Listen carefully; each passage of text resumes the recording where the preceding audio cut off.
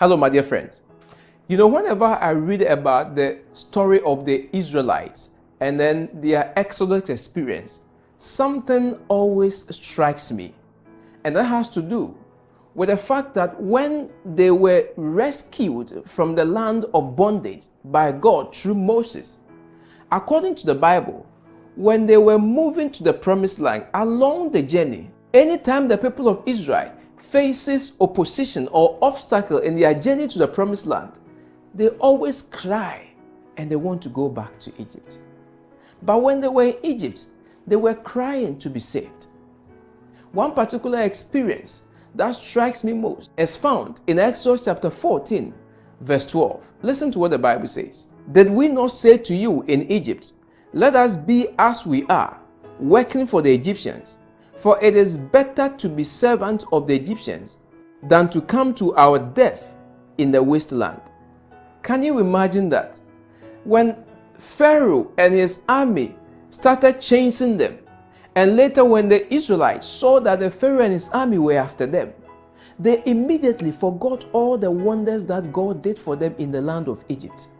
And they went to Moses and said, Moses, didn't we tell you that I wanted to be in Egypt?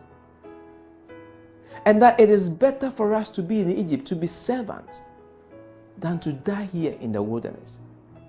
My dear friend, anytime that God takes us out of sin and leads us to his promised land, the enemy always comes after us with trouble. The enemy threatens us and makes us feel that it was better in the land of Egypt than in the journey towards the promised land. But when the people started complaining, in verse 15 of Exodus chapter 14, God through Moses encouraged the people and told them that they should go forward. Don't look back. Don't think about what the enemy is doing. Don't let the threat of the enemy cause you to regret the decision that you have made to follow the Lord. The enemy will roar like an angry lion, but don't let that one threaten you. Move forward. Move forward in your Christian journey. Your friends whom you left behind will continue to laugh at you.